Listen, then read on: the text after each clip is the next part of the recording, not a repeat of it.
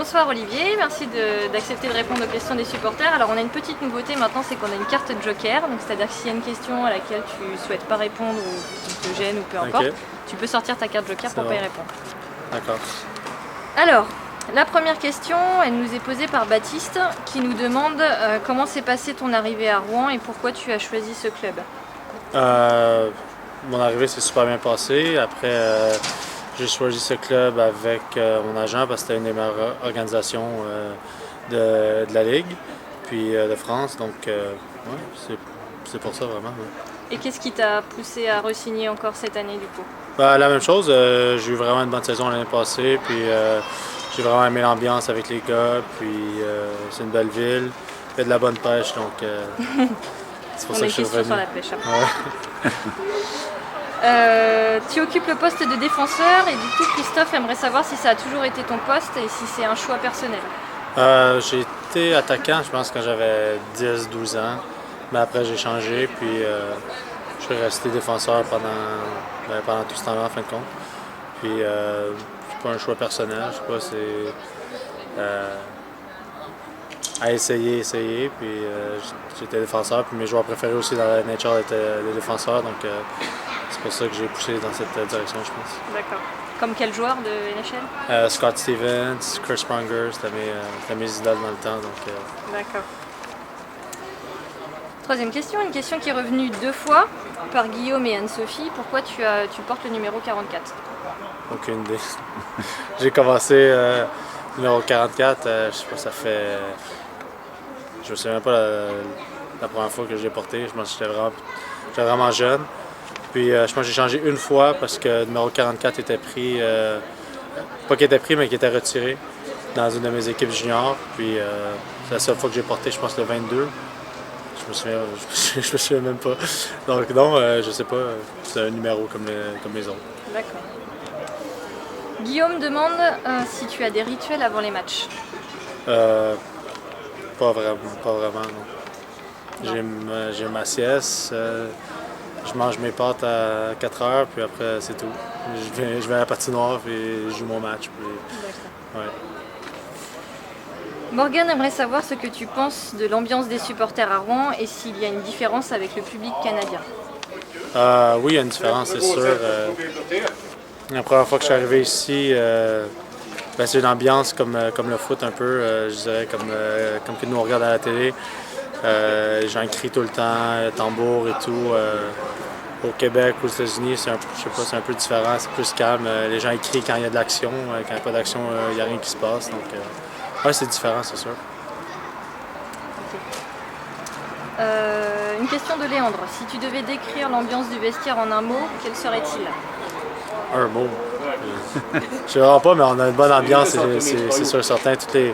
Tous les gars, on s'entend vraiment bien. Il n'y a pas de groupe, il n'y a pas de petits clans. C'est vraiment une équipe. Puis c'est tout. On s'entend tous super bien. Puis, je pense que c'est pour ça qu'on réussit aussi sur la glace.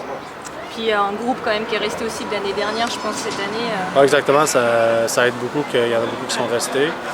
Puis les nouveaux se sont bien intégrés. Puis ouais, on s'entend tous vraiment bien. Juju nous demande pour toi, quel est ton plus beau but que tu as marqué chez les Dragons? J'ai vraiment aucune idée. Ouais, sûrement contre Gap, là, c'était vraiment... le but contre Gap en prolongation, c'était un des beaux buts. Il y avait une ambiance de fou après, c'était vraiment cool. Une question de Pauline. Que ressens-tu quand tu rentres sur la glace pour jouer et que le public adverse, notamment comme à Grenoble, te siffle? Ça, j'adore. Il n'y a rien qui... eux, ils comprennent pas que ça m'aide, puis ça remonte mon estime, mon énergie et tout.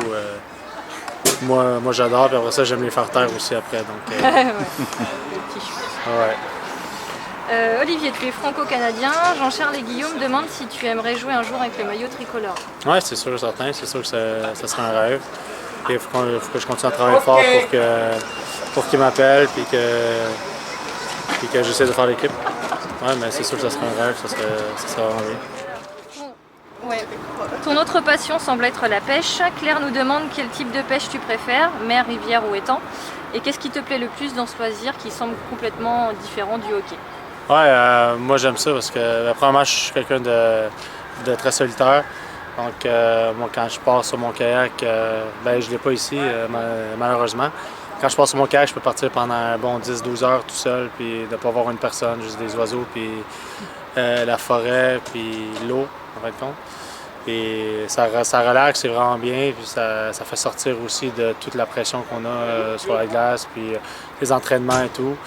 Puis après, ici en France, j'aime énormément. Ah ouais? J'aime énormément la pêche en rivière, en petite rivière, surtout pour la truite.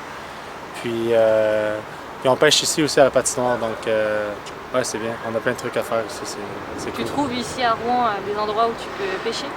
Ouais, il y a plein d'endroits pour pêcher. C'est sûr, c'est pas la même chose qu'au Québec ou en Floride, mais il y a des très beaux endroits. Les gens ils croiraient pas les poissons qu'on attrape même dans la Seine, dans la patinoire.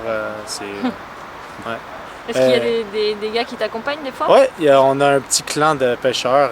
Il y a Perret, Bedin, Treille, puis Pat Coudis qui pêchent aussi. Donc je les prends sur mon aile, puis je les amène un peu partout.